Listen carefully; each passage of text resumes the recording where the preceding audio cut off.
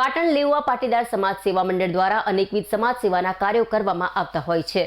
ત્યારે સમાજની 8 થી 29 વર્ષની દીકરીઓ માટે દાતાઓના સહયોગથી સર્વાઇકલ કેન્સર પ્રતિરોધક શક્તિ વંદના વેક્સિનેશન કેમ્પનું તારીખ 23 અને 24 એમ 2 દિવસીય શહેરના જુદા જુદા 6 ઝોનના વિસ્તારમાં આયોજન કરવામાં આવ્યું છે। પાટણ લેઉવા પાટીદાર સમાજ સેવા મંડળ દ્વારા સમાજના દાતા પરિવારના સૌજન્યથી અને પાટણ જિલ્લા આરોગ્ય વિભાગના સહયોગથી આયોજિત કરાયેલા 2 દિવસીય સર્વાઇકલ વેક્સિનેશન કેમ્પનો દરેક ઝોનમાં સમાજની 8 થી 14 વર્ષની દીકરીઓ માટે 2 ડોઝ અને 15 થી 29 વર્ષની અપરિણિત દીકરીઓને 3 ડોઝ ક્રમશઃ આપવામાં આવશે।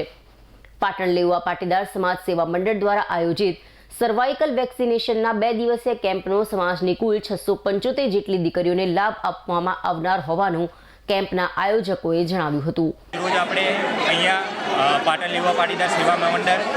અને સમાજની મહિલાઓ દ્વારા અને સમાજના યુવાનો દ્વારા સર્વાઇકલ વેક્સિનેશનનો કેમ્પ આપણે યોજ્યો છે, જેમાં રૂટીન 9 થી 14 વર્ષની દીકરીઓને આપતા હોય છે, પણ આપણે એ વસ્તુ 9 થી 14 અને 15 થી 26 બંને દીકરીઓને કવર કરી છે અને એમાં આપણે ટોટલ 675 દીકરીઓનો ડોઝ કવર કર્યો છે। લગભગ અમારા જાણ પ્રમાણે ગુજરાતનું સૌથી મોટું મેગા આર્યુ વેક્સિનેશન હશે કે જેના લીધે આગળ પ્રિકોશનમાં જે સર્વાઇકલ જે પ્રમાણે ફેલાઈ રહ્યો છે એમાં મેક્સિમમ આપણે પ્રિકોશન લઈ શકીએ એવો અમે અહીંયા પ્રયત્ન કર્યો છે અને ટોટલ 6 મહિનાનો આર્યો ડોઝનો પિરિયડ છે। 6 મહિનામાં ટોટલ અમે 1800 ડોઝ આપીને 675 દીકરીઓને સર્વાઇકલ કેન્સર મુક્ત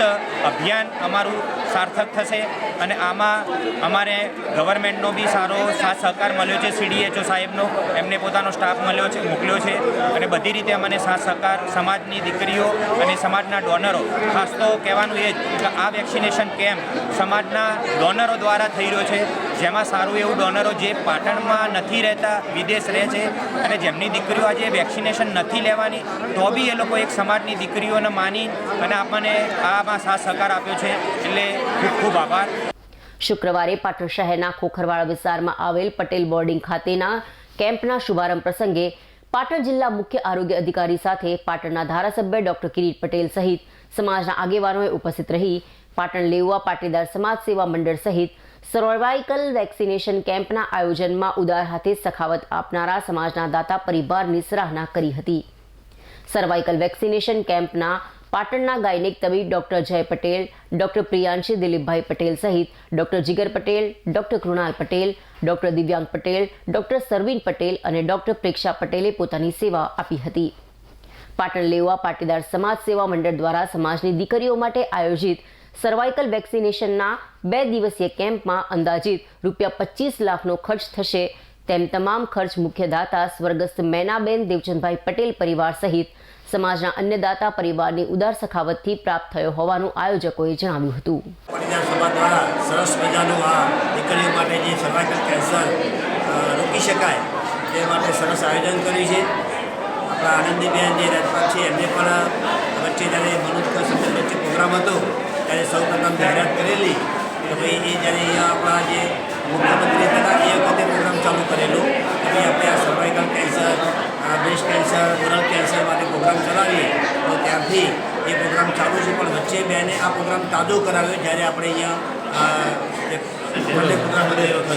અને અનુસંધાને ઘણા બધા જે લેવા પાટીદારના ગામ છે એ લોકોએ પણ આ પ્રોગ્રામ કામગીરી ચાલુ કરી છે। તો એના નિમિત્તે આજે પણ આ પાટણની અંદર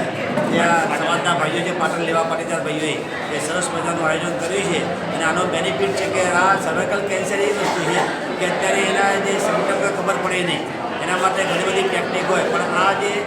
સર્વાઇકલ વેક્સિન લેવાથી બરાબર લગભગ મોટે ભાગે આ જે આ કેન્સર આપણે રોકી શકીએ અને એના કારણે બહેનોને પણ સારો એવો ફાયદો થશે અને જે 2 કે 3 ડોઝ લેવાના છે એના માટે જે દાતાશ્રી હોય, ખાસ કરીને વેક્સિન બહુ મોંઘી આવે છે, પણ આ જે પહેલ કરી છે પાટીદાર ભાઈઓએ જે એના માટે